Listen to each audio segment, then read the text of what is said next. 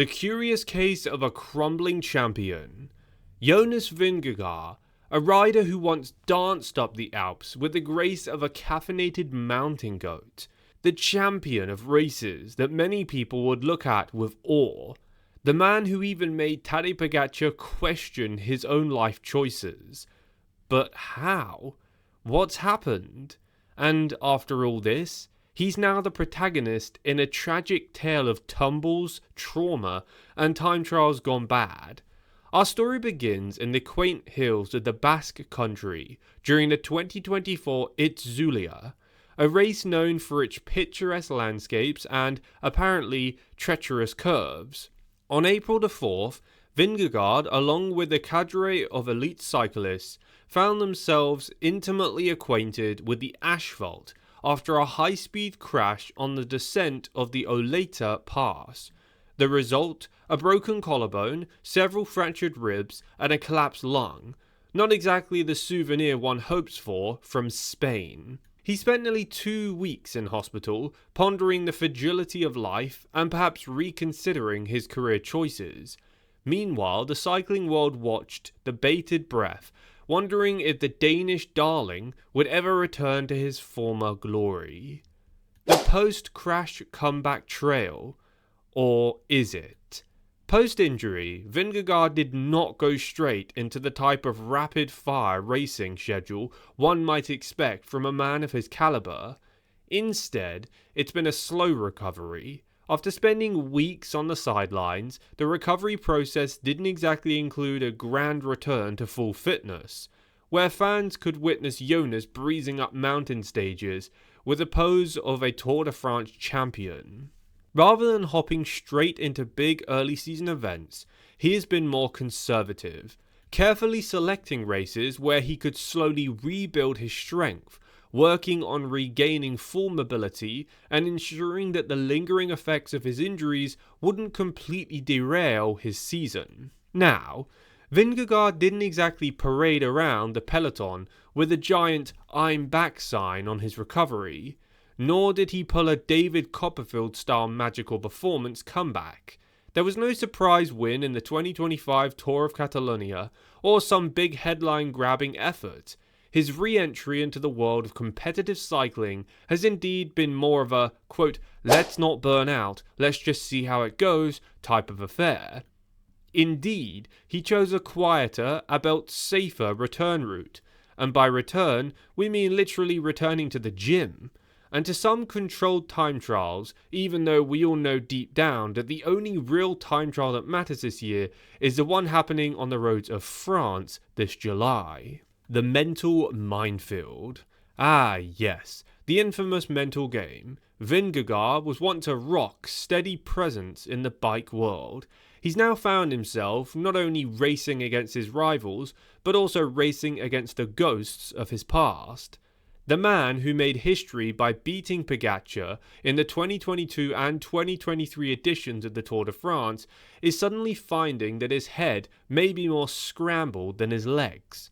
Quote, recovering from injuries is not just physical, Vingegaard admitted in a rare moment of vulnerability. Quote, it's all about getting your mind right. And this is where things get tricky. It's easy to shrug off a bad result when you're physically fit. When you're not, however, every mental hurdle feels impossible. Every twinge of discomfort or every unexpected fatigue sends you into a tailspin of self-doubt, which frankly isn't ideal when preparing to face the likes of Pogačar or Van der Poel, who seem to have mastered the mental game long ago and raced way more during 2025 so far. While Vingegaard's fans cheer him on, there's an underlying sense that he's caught between a rock and a hard place. He's not the young, invincible champion that he once was. No longer is he the new kid on the block, fresh off wins and hunting for the top step of the podium. He's now a two-time winner, which means expectations are through the roof. The pressure is insane. Every race, every pedaling stroke is scrutinized by an army of analysts, fans and media. And that pressure, it has to be doing something to his head. The Pagata Problem. aka the curse of the Slovenian excellence. While Vingegaard wrestles with injury recovery, mental doubts, and a seemingly endless stream of social media quote-unquote suggestions about his performance, there's one constant in his way: Pagata. Yep, the Slovenian sensation who at this point might just be working his way through every cycling record and looks to set an air of nonchalance about his action. He's no longer just a rival, he's now become the benchmark. Pagata's performance in 2024 and 2025 so far have been, well, simply stunning. Although he didn't win Paris-Roubaix, many said he probably would have had he not taken the corner wide and come off. While Vingegaard was lying in a hospital bed, wondering if he would ever come back to full fitness, Pagata was busy picking up wins left, right and centre, and even throwing himself into the cobble racing. He never even looked remotely rattled. His victory at the 2025 Tour of Flanders, not a surprise, Giro d'Italia, and there's so much more. This guy is just on fire. Pagata has gone from being a thorn in Vingegaard's side to becoming the main hurdle in his entire cycling career based around the Tour de France 2025. It's very hard to dethrone a king when the king isn't showing any signs of weakening. But what makes Pagata's rise so frustrating for Vingegaard is that the Slovenian star isn't just physically superior currently, he's mentally untouchable. Pagata has developed an ability to remain laser focused no matter how high the stakes, while Vingegaard now seems more fragile, both in body and mind. Let's be real, no amount of wattage can truly prepare you for a competitor who's always one step ahead and willing to jump in the deep end. The team's tenuous trust. Team Visma has always placed an immense amount of trust in Vingegaard, but that trust is being slowly chipped away, not just by his inability to recover fully and his struggles in early season races, but also by the looming shadow of, yep, you guessed it, Pagata. Every performance that falls short of expectation becomes harder to ignore.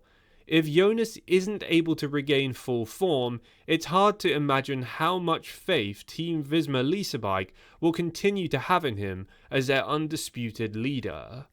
Even the team's spokesperson has had to temper expectations in interviews. Quote, "We are monitoring his recovery closely," they've said, which of course makes it sound like they're walking on eggshells. Okay, so in a perfect world, Vingegaard could be back to his blistering best, but in this current reality, his team is hedging their bets, and I personally think he's rattled. The final verdict. So, is Jonas Vingegaard cooked for the 2025 Tour de France? The signs aren't encouraging. Injuries, mental fatigue, and a rampantly dominant Pagata all point towards a tough challenge ahead for the Danish rider. His story isn't over yet, but the cracks are appearing, and those cracks could very well be the beginning of the end for his time at the top. The cycling world is a fickle place, and no one knows this better than Jonas Vingegaard. It's possible that he'll make a spectacular comeback. After all, this is cycling, where even the most hopeless looking situations can lead to miraculous turnarounds. But realistically speaking, if he's going to challenge Pagata, he has a lot of catching up to do. His comeback so far has been more of a slow meander than a grand return, and that's a problem for anyone hoping to conquer the Tour de France again. Now I turn to you guys. Go down to the comments down below and type out what you think is going to happen in regards to Jonas Vingegaard at the Tour de France this July. Personally, I do think he's cooked, and that's why I've made this video compiling key points as to why, and also going over how he's been and what his team has said. It's a tough time if you're a Jonas Vingegaard fan, but he just doesn't seem normal anymore. In interviews, photos, videos, he looks weak. He looks like he questions himself and is quite scared of the upcoming tour. Who knows? Subscribe to this channel if you're new to stay up to date with all of the latest cycling news, cycling drama, and cycling race results, and leave a like on today's video for good luck. Thank you, and I'll catch you guys tomorrow.